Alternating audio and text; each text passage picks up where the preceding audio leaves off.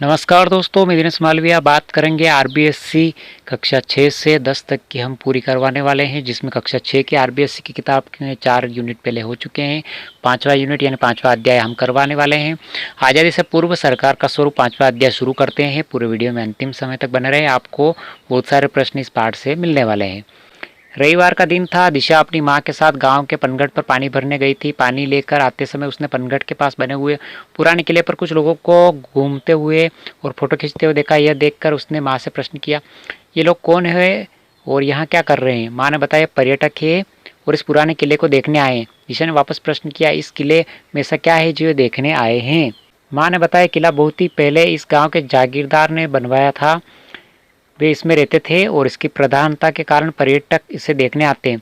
अब दिशा ने एक और प्रश्न कर लिया, ये जागीरदार कौन थे और अब वे कहाँ रहते हैं? माँ ने मुस्कुराते कहा, पहले जागीरदारी गांव के प्रशासक होते थे और उनके पास ही गांव की देखरेख की जिम्मेदारी होती थी।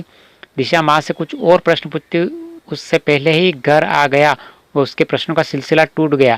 दिशा के मन में जागीरदार को लेकर कई प्रश्न घूम रहे थे।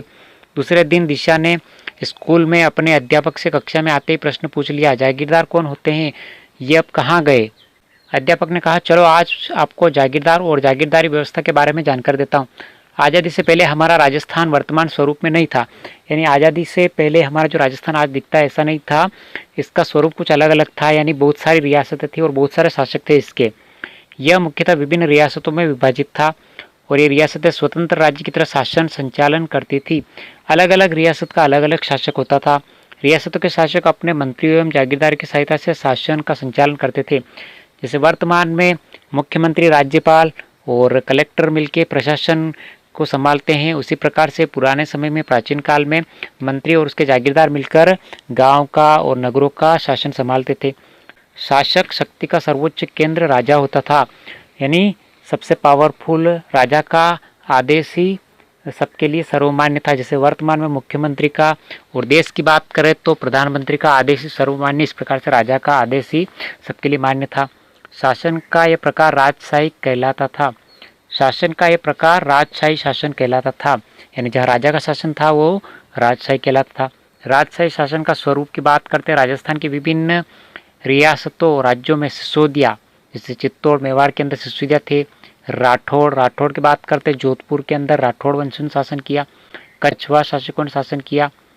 चौहान आदि वंशों ने, जैसे चौहान शासक जो थे आदि वंश शासक राज्य करते थे। ये अलग अलग राज्य थे किंतु शासन व्यवस्था लगभग समान थी।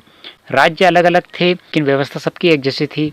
विभिन्न रियासतों में शासन संचालन के लिए केंद्रीय व्यवस्था के पदाधिकारी राजा होते थे। सबसे बड़े राजा के मंत्री होते थे, बख्शी होते थे, खजांची होते थे यानी कोषाध्यक्ष होते थे, परगना अधिकारी होते थे जो परगना की देखरेख करते रहते थे समय समय से। अब राजा की बात करते हैं, राजा राज्य की संपूर्ण शक्ति का सर्वोच्च केंद्र होता था। यानी वर्तमान में सर्वोच्च केंद्र अगर बात करें तो जैसे राष्ट्रपति और प्रधानमंत्री होते हैं देश लेवल पे, राज्य लेवल पे बात करें तो मुख्यमंत्री और राज्यपाल होते हैं, उस प्रकार से राजा होता था सर्वोच्च शक्तिमान। सामान्यतः राजा अपने सलाहकारों एवं मंत्रिपरिषद के सदस्यों के सहयोग से शासन संचालन करते थे। जैसे वर्तमान में मंत्रिपरिषद होती है, वैसे पहले मंत्रिपरिषद होती थी, लेकिन वर्तमान में जैसे मंत्रिपरिषद का जो मुखिया होता है वो मुख्यमंत्री होता है, पहले शासक राजा होता था। मंत्री की बात करते हैं, राजा अपने शासन कार्य में सहायता है तो मंत्रियों की नियुक्ति करते थे। प्रमुख मंत्री को दीवान कहते थे। राजा समय समय पर इनसे मंत्रणा कार्य, राजकार्य की जटिल समस्याओं को सुलझाते थे। बख्शी किसे कहते थे? सेना को वेतन देने तथा सेना संबंधी अन्य कार्यों की जिम्मेदारी बख्शी की होती थी। तो मंत्री का काम होता था मंत्रणा करना, बख्शी का काम होता था सेना को वेतन देने का कार्य। खजांची का काम होता था आमदनी और खर्च के हिसाब से संतुलन बनाए रखना। खजांची यानी कोषाध्यक्ष जिसको कहा जाता था, वो हिसाब किताब रखता था, लेन देन का कार्य करता था। बचत को सुरक्षित कर राजकोष में वृद्धि करना खजांची का कार्य था।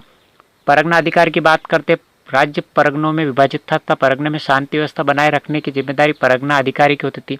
तो परगना अधिकारी की जिम्मेदारी यानी शांति व्यवस्था जो परगना अधिकारी होता था, जैसे वर्तमान में पुलिस शांति व्यवस्था स्थापित करती है, ऐसे परगना अधिकारी करता था। ग्राम राज्य की सबसे छोटी इकाई थी। प्रश्न बन सकता है आपके, ग्राम सबसे छोटी इकाई यानी राज्य की सबसे छोटी इकाई कौन सी थी? तो ग्राम थी। ग्राम का प्रशासन ग्राम पंचायत करती थी। जागीरदारी व्यवस्था की बात करते हैं, एक व्यवस्थित राज्य के लिए प्रशासनिक व्यवस्था अनिवार्य तत्व है। राजस्थान के मध्यकाल का संपूर्ण शासन तंत्र राजा और जागीरदारी व्यवस्था पर आधारित था। राजस्थान की जागीरदारी व्यवस्था रक्त संबंध, कुली भावना पर आधारित थी। रक्त संबंध यानी राजा का पुत्र ही राजा बनता था। प्रशासनिक और सैनिक व्यवस्था भी यहाँ पे थी। राजस्थान में जागीरदारी व्यवस्था का मूल तत्व था कि राजा की मृत्यु के बाद बड़ा पुत्र राजा बनता था। राजा अपने छोटे भाइयों को जीवन यापन के लिए भूमि आवंटित करता था। भाई बंधु को दी गई इस भूमि का स्वामी जागीरदार कहलाता था। यानी राजा के जो रिश्तेदार वगैरह होते थे उनको अपने खर्च के लिए और जो भूमि राजा की तरफ से दी जाती थी उनको जागीरदार कहा जाता था। जागीरदार का कार्य उस जागीर की सुरक्षा एवं उसका शासन संचालन था। बाद के समय में योग्यता के आधार पर भी जागीरें प्रदान की जाने लगी। यानी बाद में शुरू में तो राजा के जो रिश्तेदार होते थे, परिवार वाले थे, उनको जागीरें मिलती थी, लेकिन बाद में योग्यता के आधार पर यानी जो गरीब परिवार से होते हैं, जिनमें योग्यता होती है, उनको भी जागीरदार बना दिया जाता था। कक्षा में बच्चे रुचि से सुन रहे थे, तभी शिखर ने शिक्षक से पूछा कि यह व्यवस्था कब से प्रारंभ हुई, इसके बारे में बताइए। अध्यापक जी ने कहा मैं आपको इसके प्रारंभ और इसके स्वरूप के बारे में बताता हूँ। अब जागीरदारी व्यवस्था के बारे में हम भी बात करते हैं डिटेल से। जागीरदारी व्यवस्था का प्रारंभ कब हुआ इस संबंध में अब तक कोई निश्चित मत नहीं बन पाया, लेकिन राजस्थान में इसका विकसित और स्पष्ट स्वरूप राजपूतों के शासनकाल से प्रारंभ हो गया था। यानी जिस समय राजपूतों ने शासन करना शुरू किया तब से जागीरदारी व्यवस्था की शुरुआत हो चुकी थी। राजस्थान भूभाग पर राजपूतों की विभिन्न शाखाओं ने अपने राज्य स्थापित किए जो उनकी रियासतें कहलाई। यानी राजाओं की अलग अलग रियासत, जैसे मेवाड़ रियासत थी जहाँ पे सिसोदिया वंश के शासक शासन करते थे, भुलवत भी कहलाते और बाद में सिसोदिया कहलाए। मेवाड़ के अलावा राठौड़ वंश की बात करते हैं जो जोधपुर में शासन करते थे और जोधपुर उनकी रियासत कहलाती थी। रियासतों की सुरक्षा एवं शासन व्यवस्था के संचालन हेतु शासकों ने जागीर व्यवस्था यानी जागीर व्यवस्था के माध्यम से सुरक्षा भी हो जाती है और शासन संचालन भी संभव था। आगे बात करते हैं जागीरदारी व्यवस्था का स्वरूप। राजस्थान में रक्त संबंध पर आधारित सगोत्री कुली व्यवस्था थी। सगोत्री कुल व्यवस्था यानी एक ही गोत्र के रक्त संबंध वाले जागीरदार होते थे। राजा महत्वपूर्ण प्रशासनिक पदों पर जागीरदार को नियुक्त करता था। राजा और जागीरदार के संबंध स्वामी और सेवक के नहीं होते थे, बल्कि भाईचारे एवं सौहार्द पर आधारित होते थे। यानी स्वामी और सेवक के संबंध नहीं होते थे राजा और जागीरदार के। राजा और जागीरदार जो होते थे भाईचारे पर आधारित संबंध होते थे, यानी रिश्तेदारों के होते थे और कुछ योग्यता से अर्जित करते थे जागीरदार पद, उनको भी सेवक नहीं, उनको भाईचारे के हिसाब से सम्मान मिलता था। मध्यकालीन जागीरदारी व्यवस्था के स्वरूप में परिवर्तन। मुगल काल में मुगलों से संधि के कारण शासकों की जागीरदारों पर निर्भरता कम हो गई। शासक मुगल मनसबदार बन गए। यानी शुरू में जागीरदार थे, लेकिन बाद में भारत में मुगलों ने शासन स्थापित किया, उसके बाद मुगलों ने मनसबदार बनाना शुरू कर दिया तो जागीरदार प्रथा थोड़ी कम होने लगी और मुगलों का संरक्षण प्राप्त हो गया। इससे शासक जागीरदारों के साथ स्वामी जैसा व्यवहार करने लगे। यानी शुरू में जो संबंधियों जैसा व्यवहार था जागीरदार और शासक के बीच में, बाद में मनसबदार और शासक के बीच में जो स्वामी और मालिक जैसा व्यवहार होने लगा। प्रारंभ में जागीरदार युद्ध एवं शांति के समय राजा को अपनी सेवाएं देते थे, लेकिन मध्यकाल में सेवाओं के साथ साथ कर व्यवस्था निर्धारित कर दी गई। शुरू में तो केवल उनसे सैनिक सेवाएं ली जाती थी, लेकिन बाद में जागीरदारों से कर भी लेना शुरू कर दिया गया, जिसका उल्लेख जागीर पट्टे में किया गया। मुगल शासन प्रणाली की कुछ व्यवस्थाओं का प्रभाव राजस्थान पर भी पड़ा और रियासतों ने अपने प्रशासन को परगनों और ग्रामों में विभाजित किया। मुगलों ने अपना प्रशासन परगनों और ग्रामों में विभाजित किया। अध्यापक ने साथ ही साथ अंग्रेजों के समय की शासन व्यवस्था को भी समझाया। अंग्रेजों का शासन अंग्रेजी राज्य की स्थापना के साथ ही भारत प्रशासनिक दृष्टि से दो भागों में विभाजित हो गया, पहला ब्रिटिश भारत और दूसरा रियासती भारत। ब्रिटिशकालीन भारत केंद्र शासित प्रदेशों एवं 11 प्रांतों से बना हुआ था। तो आपके प्रश्न बनता है अंग्रेजों के शासनकाल में शुरुआत में ब्रिटिशकालीन भारत केंद्र शासित प्रदेशों एवं कितने प्रांतों से बना हुआ था? 11 प्रांतों से। सभी प्रांतों के अलग अलग गवर्नर थे जो कि भारत के गवर्नर जनरल के प्रति उत्तरदायी होते थे। यानी सभी प्रांतों में अंग्रेजों ने गवर्नर नियुक्त किए हुए थे। 1857 की क्रांति के बाद ईस्ट इंडिया कंपनी का शासन समाप्त हो गया। अब भारत के प्रशासन का सीधा नियंत्रण इंग्लैंड के ताज एवं संसद के नियंत्रण में आ गया। यानी ईस्ट इंडिया कंपनी जो एक कंपनी थी उसका शासन समाप्त हो गया और सीधा भारत के ऊपर नियंत्रण इंग्लैंड से होने लगा।